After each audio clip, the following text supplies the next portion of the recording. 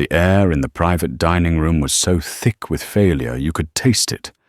On one side of the table, Julian Croft, the billionaire CEO of a teetering tech empire, his face a mask of thunder. On the other, the patriarch of an Italian dynasty, a man who held the key to Croft's salvation, looking thoroughly insulted. A $2.5 billion deal was evaporating before their very eyes, all because of a single simple problem. The translator they'd hired was a fraud, and nobody else in the room spoke a word of Italian. The deal was dead. But what they didn't know was that the quiet waitress clearing their bread plates was about to change everything. She was holding a secret that would either save them all or get her fired on the spot. The private dining room at Il Santuario was less a room and more a vault. The walls were panelled with dark, intimidating mahogany, the kind that had absorbed 1,000 whispered secrets and hostile negotiations. A single monstrous crystal chandelier hung above the table, its light catching the beads of sweat forming on Mark Peterson's forehead. He was Julian Croft's senior vice president of acquisitions, and at this moment he wished the chandelier would detach and grant him a swift, merciful end. Across the table sat their prize, their salvation, their executioner, Signor Vittorio Bellini. He was a man carved from old Italian marble, with a shock of silver hair and eyes that had seen the rise and fall of governments. His company, Bellini Meccanica, was a bastion of old-world engineering, the last family-owned firm with the patented micro-forging technology that Croft Innovations desperately needed. The deal, codenamed Project Odyssey, was worth $2.5 billion. But to Julian Croft, it was priceless. It was the difference between his company soaring into the next decade or being carved up and sold for parts. Julian Croft himself sat at the head of the table radiating an aura of such intense predatory stillness that it seemed to bend the light around him. He hadn't built his tech empire, Croft Innovations, on patience. He had built it on brutal efficiency, uncanny foresight, and an utter intolerance for incompetence. And right now, the full crushing weight of that intolerance was directed at one man, David Chen. David was the translator. Hired from a top-tier linguistic firm, his resume boasted fluency in 5 languages, with Italian being his crown jewel. But the man currently stammering his way through a simple greeting was not the man from the resume. "Signor Bellini," David began, his voice an octave too high. "Mr. Croft è molto felice. He is very happy to have, questo onore." Signor Bellini's expression did not change, but his son Marco, who sat beside him, winced. Marco spoke functional English, but his father, the patriarch, the man whose signature was the only one that mattered, spoke only his native tongue, a specific, lyrical Tuscan dialect. He considered it a sign of respect to be addressed in it. Julian Croft's fingers tapped a silent, menacing rhythm on the table. Tap, tap, tap. It was a sound Mark Peterson had come to associate with imminent doom. David Croft said, his voice a low growl that cut through the tension. "Tell him that Project Odyssey isn't just a merger. It's a synthesis of tradition and innovation. His legacy, our technology. A new future." David swallowed hard, his Adam's apple bobbing. He turned to Bellini. "Signore, Project Odyssey è una cosa. Una bella cosa. Per la tecnologia e la famiglia. A thing. A beautiful thing for technology and the family." The translation was so grotesquely simplistic, so insultingly juvenile, that even Mark, who couldn't speak a word of Italian, felt a phantom shame. It was like describing the Mona Lisa as a nice picture of a lady. Signor Bellini's eyes narrowed. He murmured something to his son in rapid, flowing Italian. Marco responded, his expression apologetic, before turning to the American side of the table. My father, Marco said, carefully feels that the gravity of this proposal is perhaps not being communicated effectively. That was the moment the silence began. Not just a lack of noise, but an active, suffocating pressure. David Chen's face had gone from pale to a blotchy, mortified red. He opened his mouth, but only a dry, clicking sound emerged. He was drowning, and he was pulling all of them down with him. Croft's tapping stopped. He slowly, deliberately placed his palms flat on the table and leaned forward. The look in his eyes was terrifying. It was the look of a man who had personally fired over 5,000 people in his career and had enjoyed every single one. "Mark," Croft said, his voice deceptively calm, "you had one job, to find someone who could speak the language. Is that what this is? Is this man speaking the language?" Julian, his credentials were impeccable. I don't care about his credentials. I care about the $2.5 billion currently walking out the door, because this man sounds like a first-year tourist with a phrase book. Signor Bellini spoke again, a longer, more forceful sentence, his hand slicing the air with finality. He then stood up. Marco stood with him, his face grim. "What did he say?" Croft demanded, his eyes boring into David. David Chen looked like he was about to faint. I'm not sure. The dialect is very specific. I think he said the meal was unsatisfactory."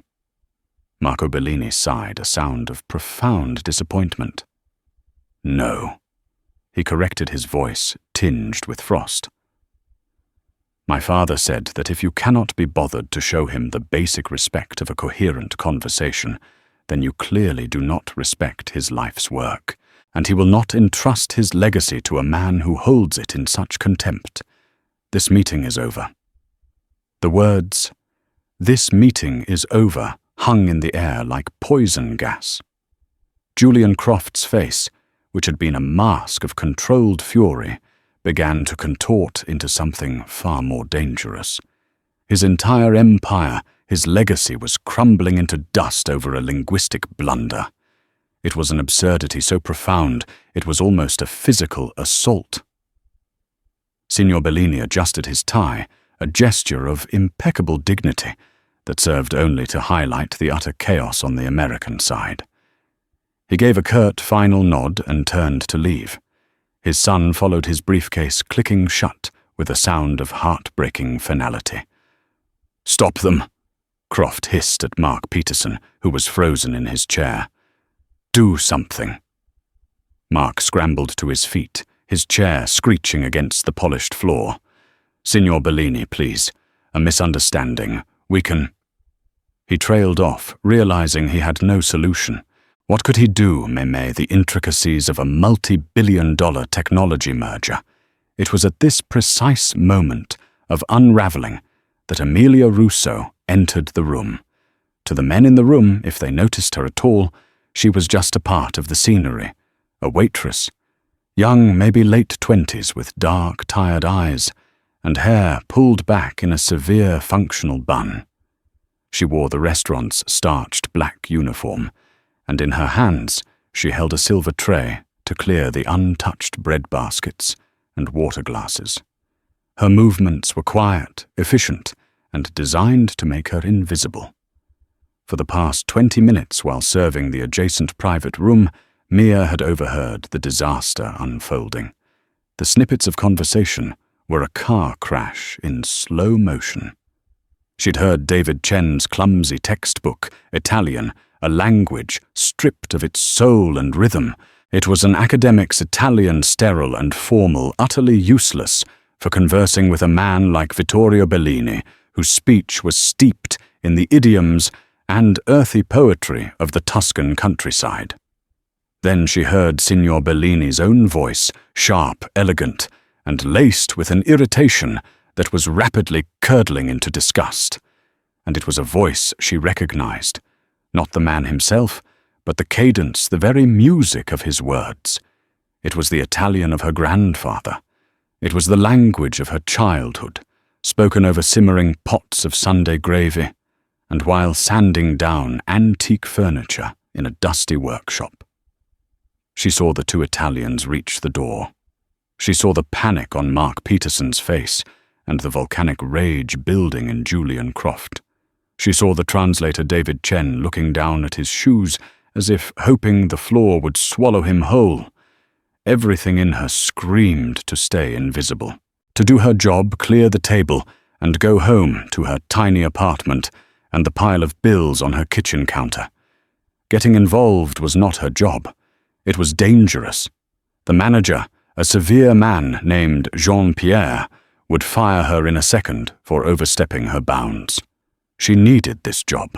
She needed the meager paycheck and the cash tips she hid in a jar for her mother's medication. But then, Signor Bellini paused at the door and said one last thing over his shoulder to his son, a final, weary dismissal. Lasciamo perdere, Marco. Questi americani non hanno anima. Solo calcolatrici. Let it go, Marco. These Americans have no soul, only calculators. The word struck Mia like a physical blow. It wasn't just the insult to the Americans. It was the profound sadness in his voice, the lament of a craftsman who saw his art being treated like a commodity. It was the exact same sentiment her own grandfather, a master cabinet maker, had expressed 100 times before his workshop went bankrupt.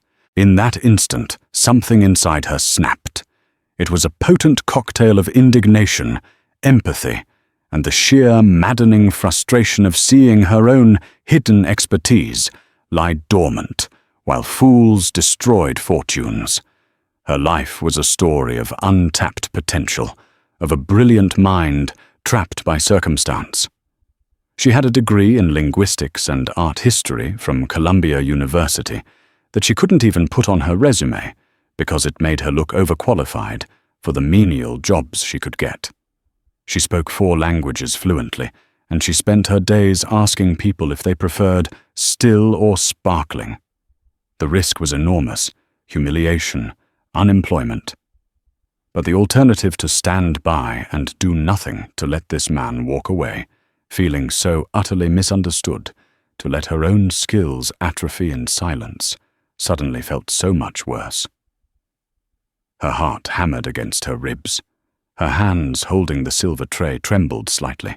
Julian Croft, in a last-ditch act of desperation, finally rose his voice, booming. $50 million, I'll add a $50 million personal signing bonus, Signor Bellini, a gesture of goodwill. Marco translated the offer. His father didn't even turn around. He simply shook his head and reached for the door handle. It was now or never. The tray in Mia's hands clattered as she set it down on a nearby credenza. The sound was sharp out of place, and it made every head in the room turn toward her. Jean-Pierre, the manager, materialized from the shadows of the hallway, his face a storm cloud. "What is the meaning of this?" he hissed. "Get back to your duties." Maya ignored him. Her eyes were locked on the back of Vittorio Bellini's elegant tailored suit. She took a deep breath, drawing on a voice she hadn't used in years, a voice that belonged not to a waitress, but to the granddaughter of a Florentine artisan. And she spoke. The words left her lips not as a plea, but as a statement. They were clear, respectful, and resonated with the authentic rolling cadence of Florence.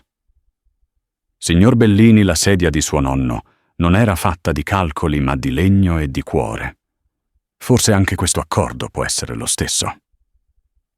The room, which had been crackling with tension, was plunged into an instantaneous, profound silence. Every sound ceased. The hum of the air conditioning, the distant clatter of the kitchen, the very breathing of the men seemed to stop. Signor Bellini's hand froze on the brass door handle. He didn't turn around immediately. He stood perfectly still, as if the words themselves had a physical weight settling on his shoulders. The sentence Maya had spoken was simple, yet it carried layers of meaning that no corporate translator could ever hope to convey. Signor Bellini, your grandfather's chair wasn't made of calculations, but of wood and heart. Perhaps this deal can be the same. It was a direct response to his "no soul only" calculators comment. It acknowledged his values, referenced the honor of legacy, your grandfather's chair, and reframed the entire negotiation not as a cold transaction, but as an act of creation of craftsmanship. It was a sentence that spoke his language in every sense of the word. Julian Croft stared at her, his jaw slack with disbelief. Who was this girl? The waitress. He looked from her to Bellini's rigid back, a flicker of something he hadn't felt in years, hope igniting in the icy depths of his mind. Mark Peterson looked like he'd seen a ghost.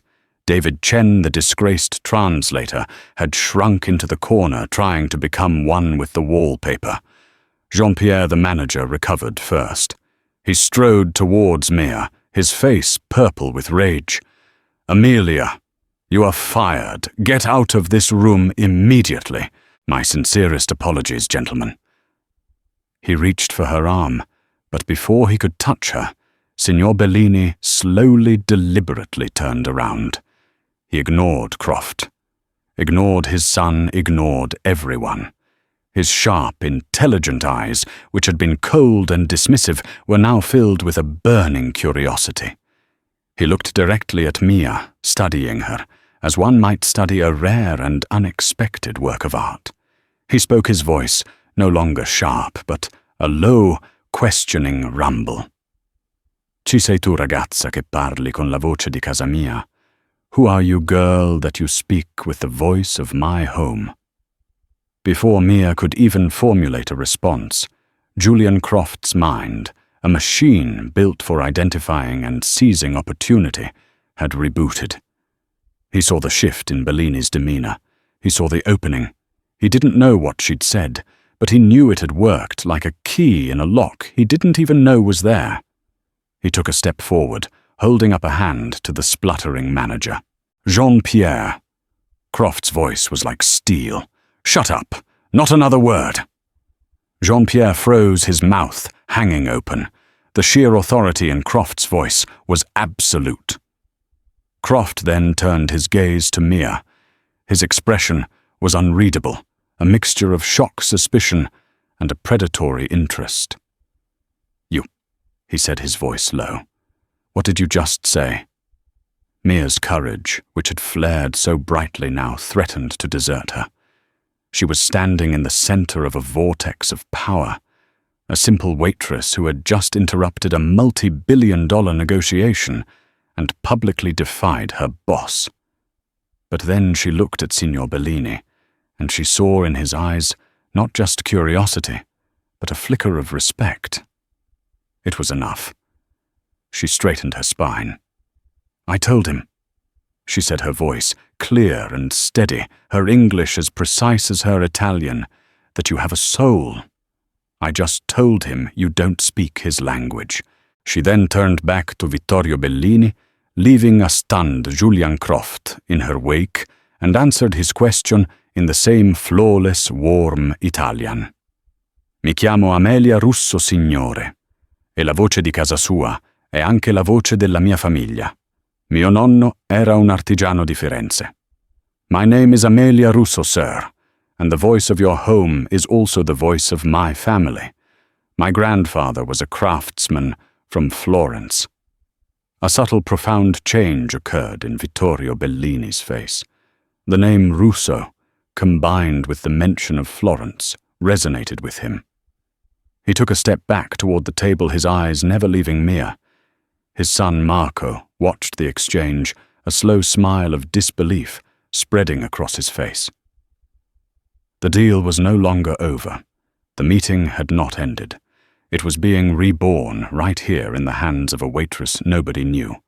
The dynamics of the room had been irrevocably shattered and were now reforming around a new, unlikely center of gravity, Amelia Russo. She was no longer a ghost in a uniform. She was the sole conduit through which communication, and therefore the entire $2.5 billion deal, could flow.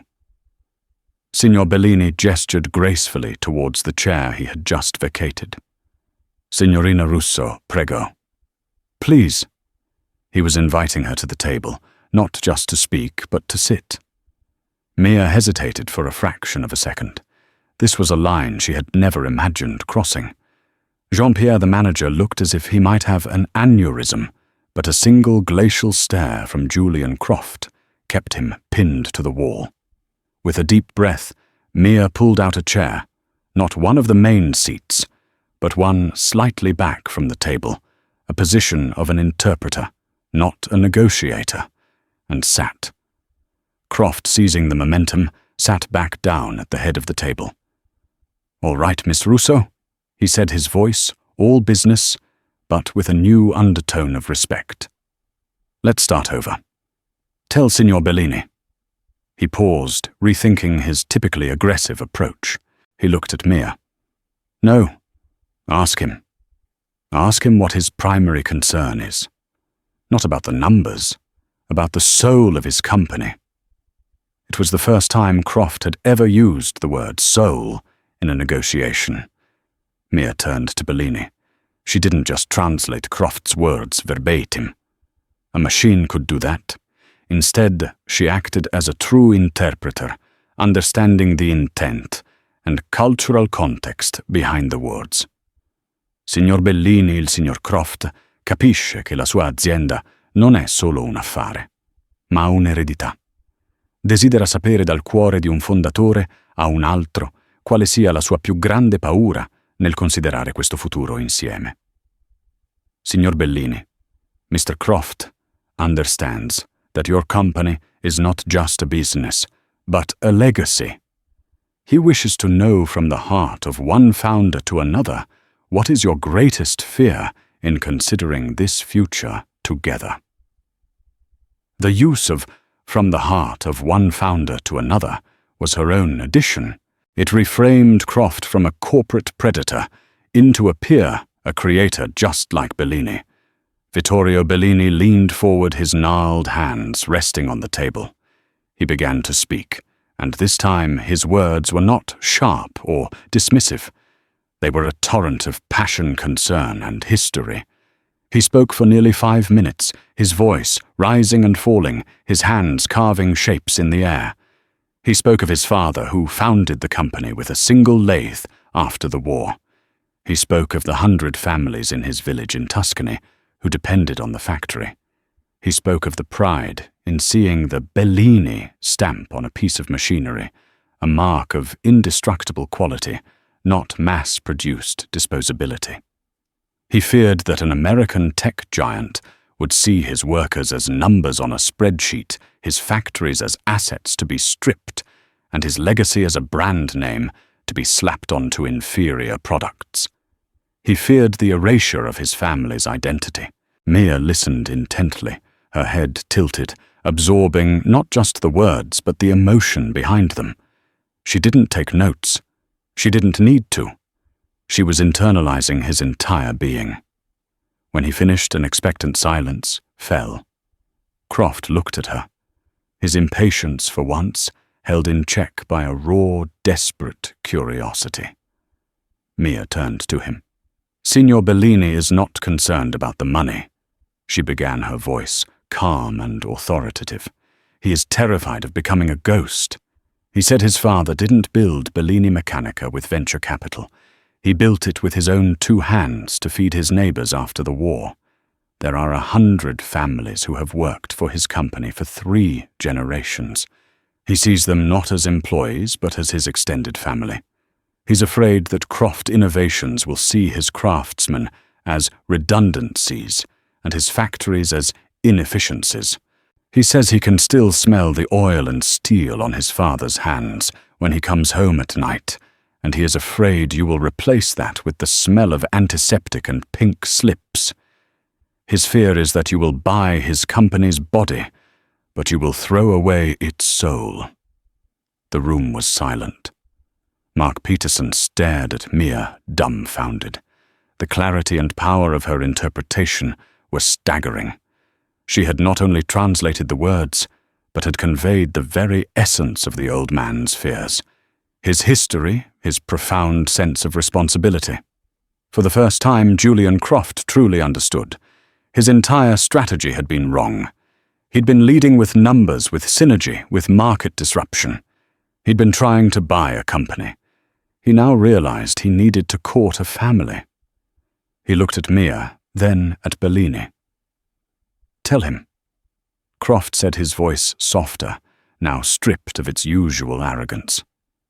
"Tell him he's right to be afraid. Most companies like mine would do exactly that. But I didn't name my company Global Tech Corp or Synergy Inc. I named it Croft Innovations, after my father, who was a failed engineer but a brilliant dreamer. He tinkered in our garage with ideas that never went anywhere, but he taught me that the quality of a thing is a reflection of the character of the person who built it. I don't want to erase the Bellini name. I want to put it next to mine.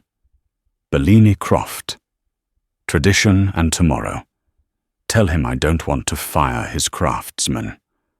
I want them to teach my engineers what it means to build something that lasts a century, not just a fiscal quarter." Mia's eyes widened slightly. She turned to Bellini and began to speak. Her Italian was now like music, weaving Croft's raw, uncharacteristic honesty into a narrative of legacy and respect that the old Italian could understand.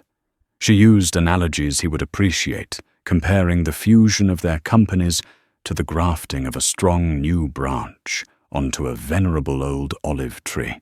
As she spoke, Vittorio Bellini's expression transformed.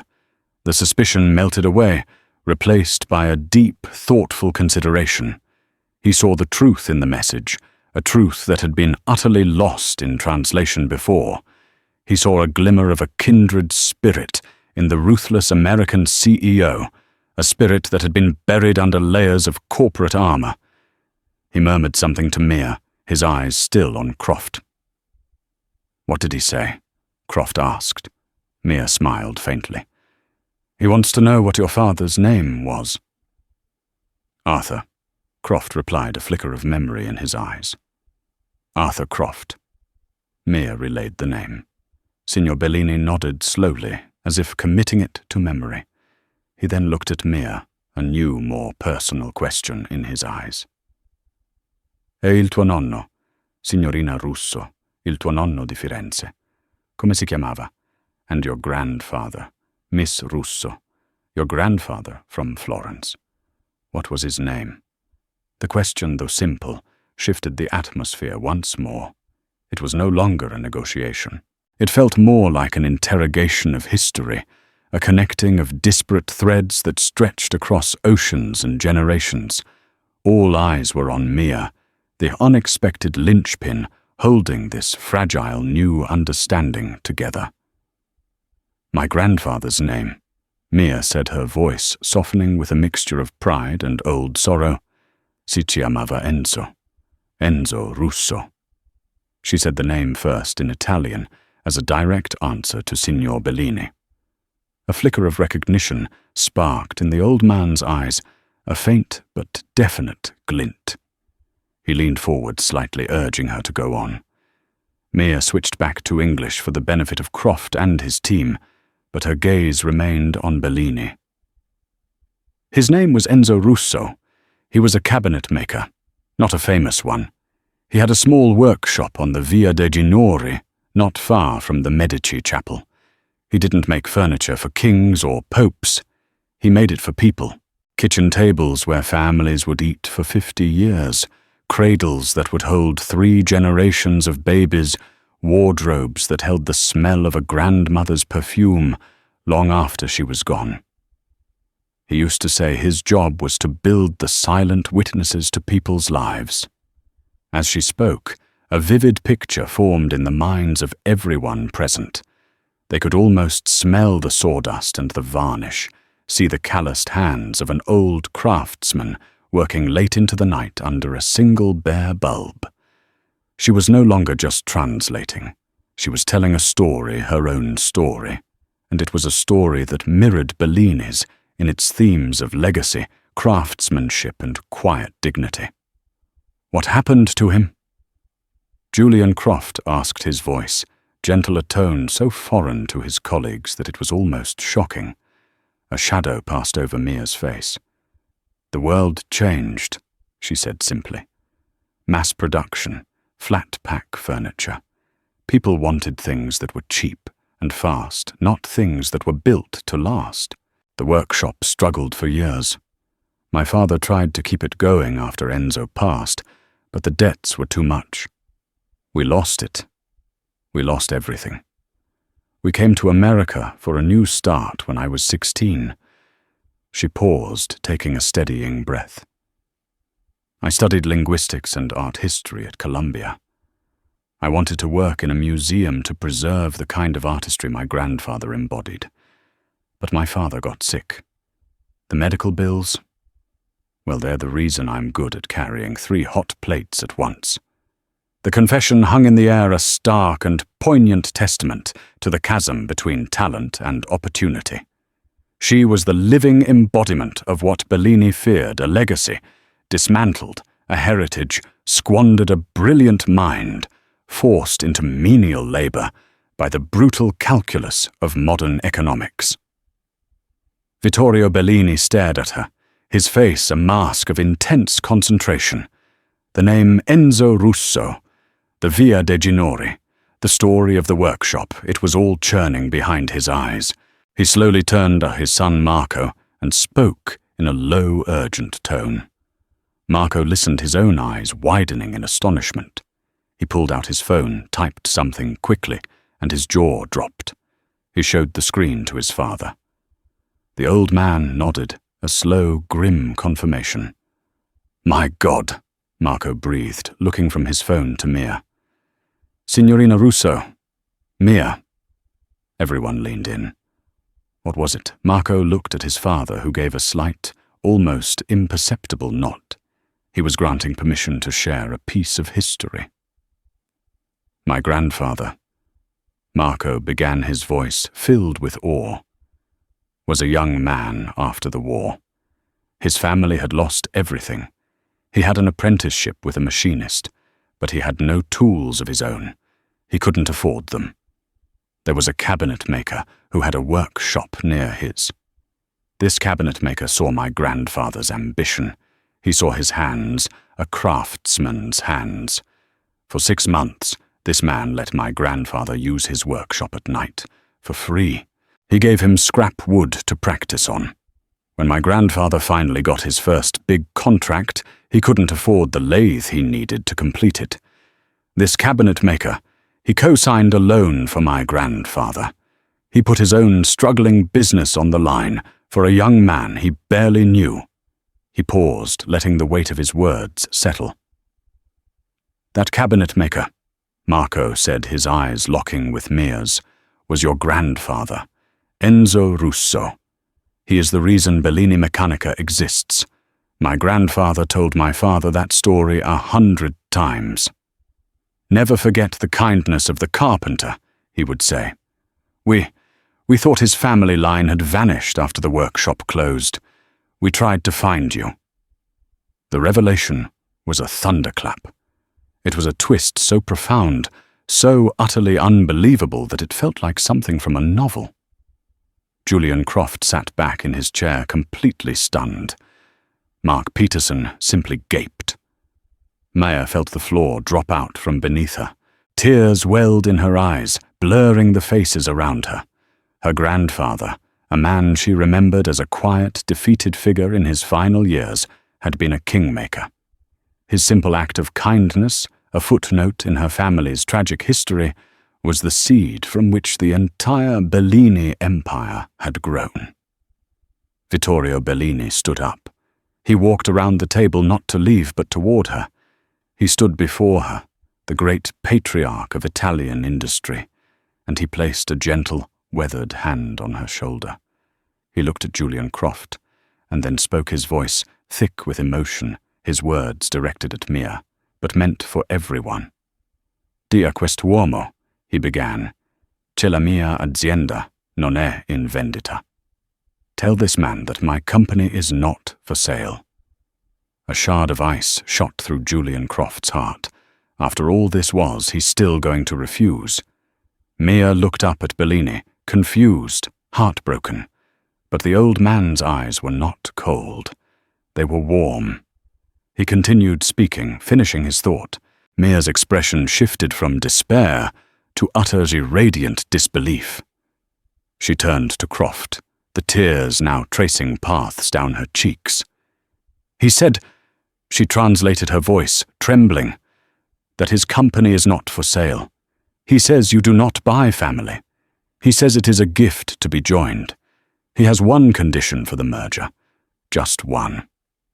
Anything.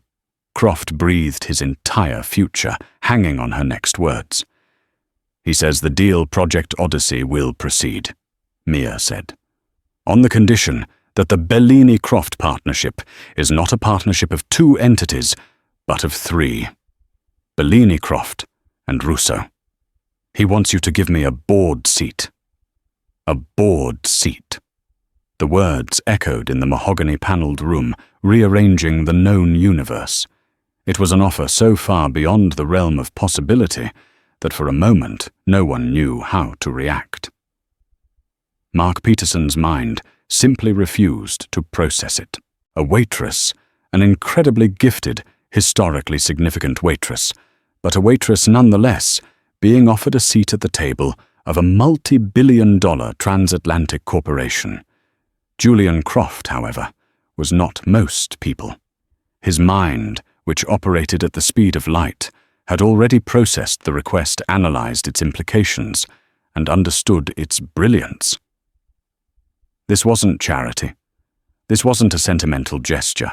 It was a masterstroke of diplomacy by Vittorio Bellini. By placing Amelia Russo on the board, Bellini wasn't just honoring an old debt.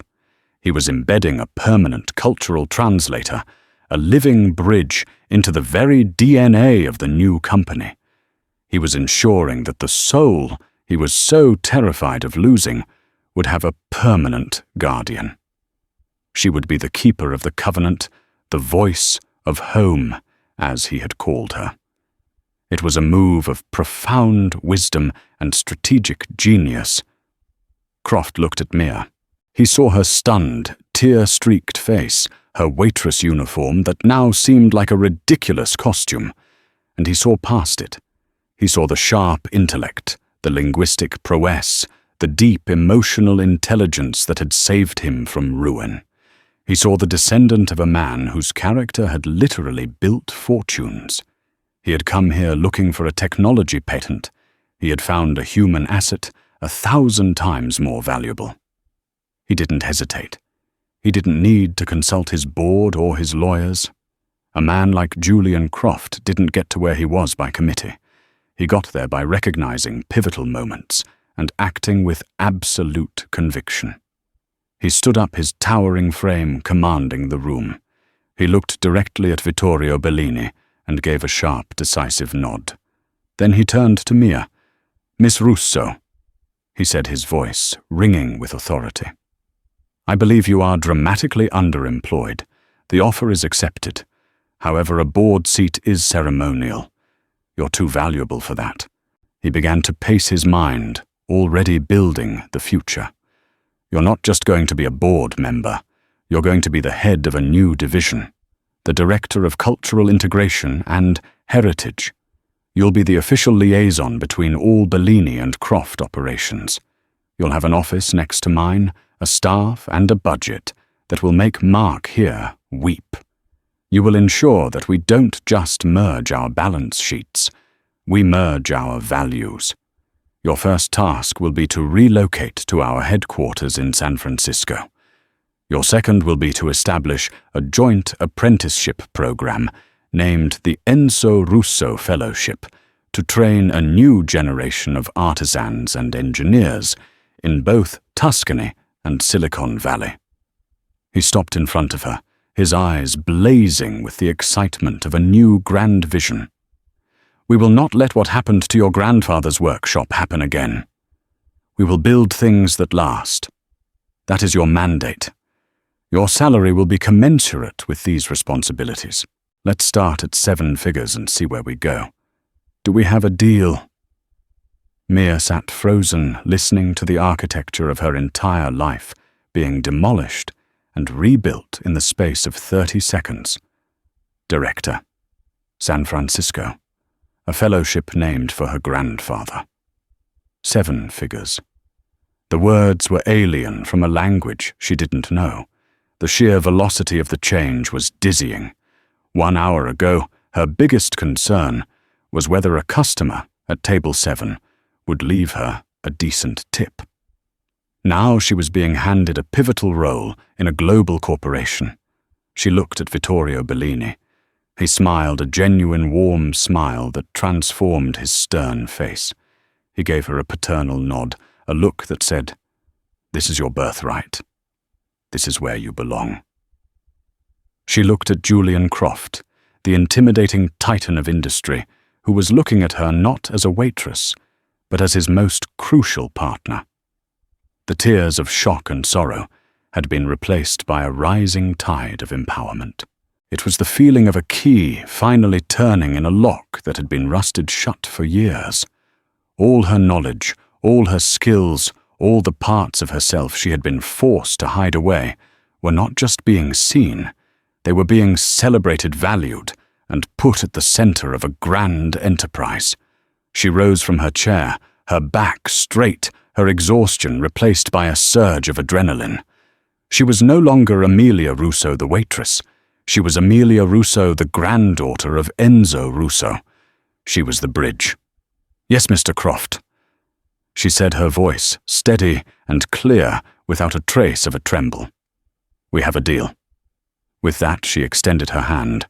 Julian Croft took it in his firm, decisive grip.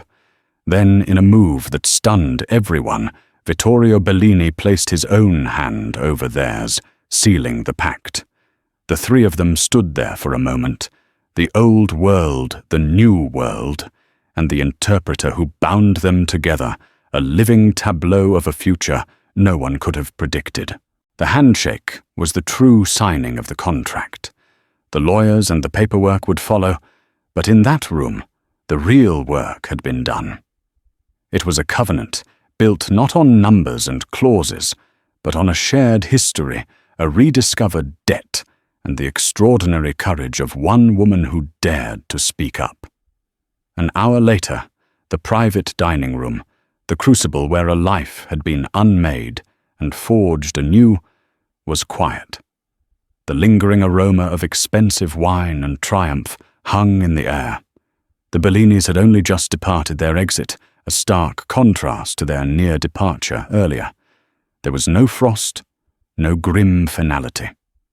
Instead, it had been an extended, warm farewell, centered entirely on Mia. Vittorio Bellini, the formidable patriarch, had held both of her hands in his weathered thumbs gently rubbing her knuckles. "Your grandfather Enzo," he had said, his voice thick with an emotion that transcended the 60 years between memory and the present moment. He had the kindest eyes. He saw potential where others saw only a poor boy with greasy hands. He invested in character, not collateral.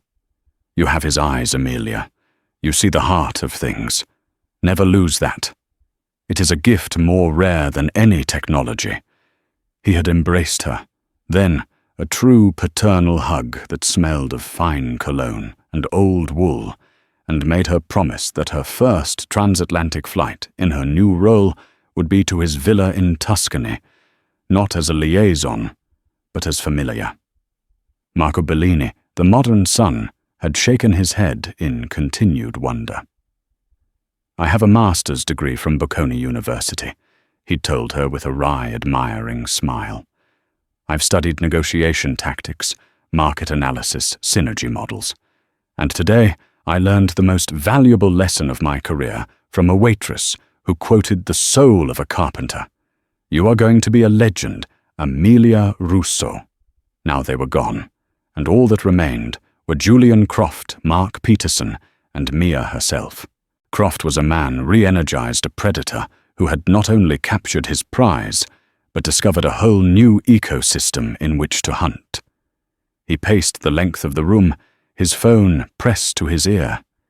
His voice, a low, commanding hum, that was already reshaping his empire from thousands of miles away. Helen scrapped the entire post-merger integration plan. Yes, the one we spent 6 months and $2 million on.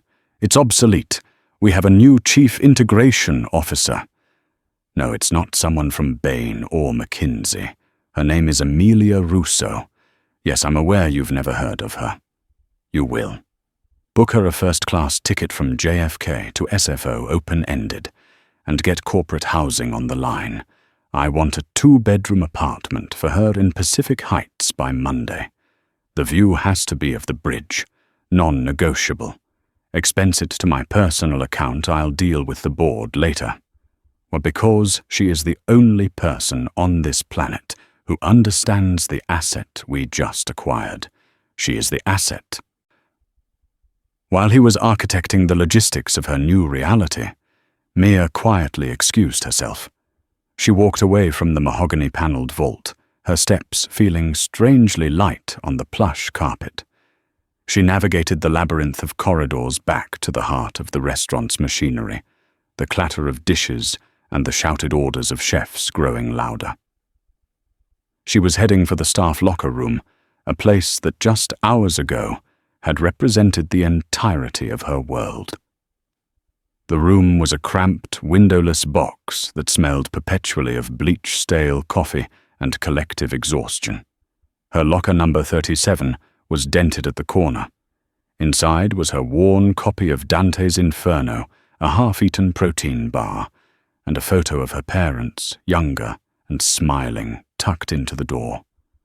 For a moment, she just stood there, breathing in the familiar air. This little metal box held the mundane reality of her life, the long shifts, the sore feet, the constant grinding worry about money.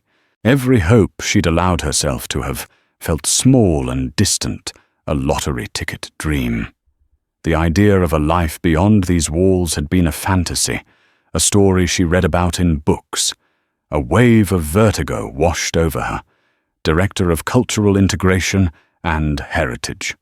A 7-figure salary, a fellowship in her grandfather's name. It was all too much, too fast. The voice of imposter syndrome, that cruel, insidious whisper she knew so well, began to stir. You're a waitress. You serve food. What do you know about boardrooms and corporate strategy? They'll find you out. You'll be a joke. She closed her eyes, her hand resting on the cool metal of the locker. She saw her grandfather's hands, dusted with fine sawdust. She heard his voice, the gentle Tuscan accent, explaining the grain of a piece of oak. She remembered her father's quiet pride when she'd been accepted to Columbia, a pride that had later curdled into the pained shame of being unable to support her dream. She felt the weight of all their sacrifices, all their silent heartbreaks.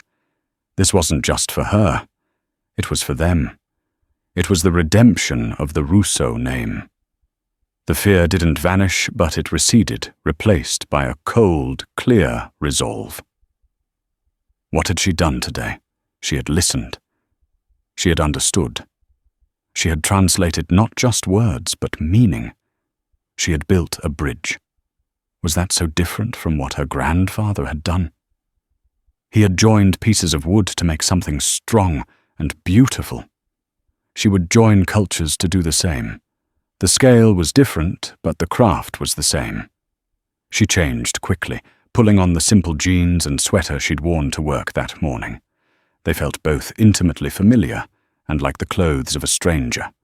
She carefully folded her black work uniform, the trousers, the starched shirt, the vest. On top, she folded her apron, the strings neatly tied. It was still faintly damp from where she'd wiped her hands hours before.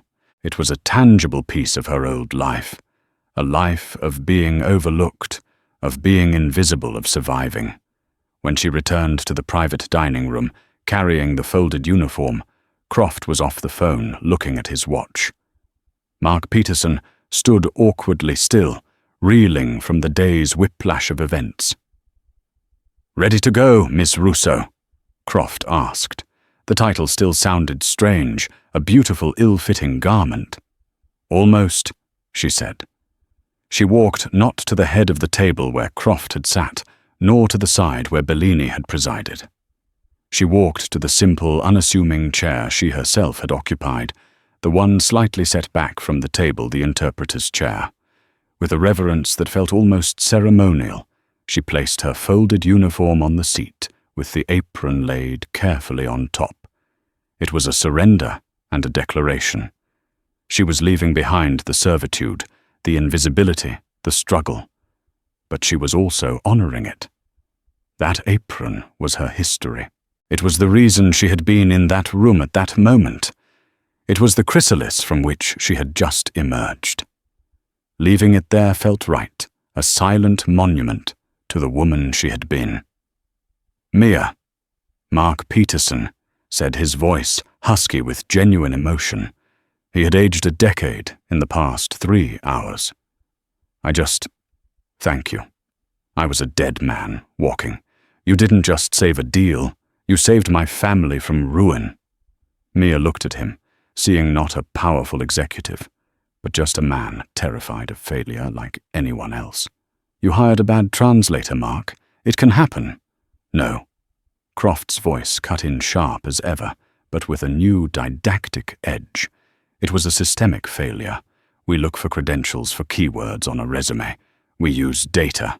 We forget to look for wisdom. We forget to listen. This was a billion-dollar lesson in the importance of listening. He nodded toward the apron on the chair. "Let's go.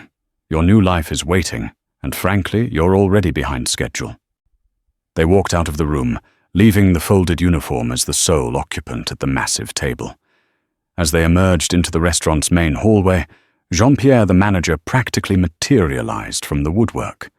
He had clearly been lurking, trying to piece together the seismic event that had just occurred within his domain. His face, once a mask of petty tyranny, was now a pathetic, contorted mess of fear, and a desperate, fawning desire to be on the right side of power. He saw Mia walking shoulder to shoulder with the man who could buy and sell the entire restaurant chain with his pocket change, and his professional composure disintegrated. "Ms. Russo, Amelia," he stammered, rushing forward. "I do hope my earlier firmness wasn't misconstrued. In my position, protocol is paramount, you see. I must apologize if I was overly zealous." Mia paused, looking at the man who had been the face of her daily oppression, the constant reminder of her station. A week ago, a word from him could fill her with dread. Now she felt nothing. No anger, no satisfaction in his groveling. Only a vast, insurmountable distance, as if viewing him through the wrong end of a telescope. He was small. His power was small. His world was small. "Your protocol is your own Jean-Pierre," she said, her voice even and cool, devoid of malice. "It no longer concerns me." She turned to Croft. "My final paycheck. Please have it sent to the kitchen staff. Tell them to have a drink on me." Without another glance, she walked on. She moved through the main dining room, a place she had only ever crossed as a servant. She passed tables where couples laughed, and business people gestured, all of them living in a world that was no longer hers. The clinking of their glasses and silverware was the soundtrack to a life she had just escaped. She walked past the host stand, where the schedule for next week was posted, her name still listed for a double shift on Saturday. The sight of it was like looking at an artifact from a past life.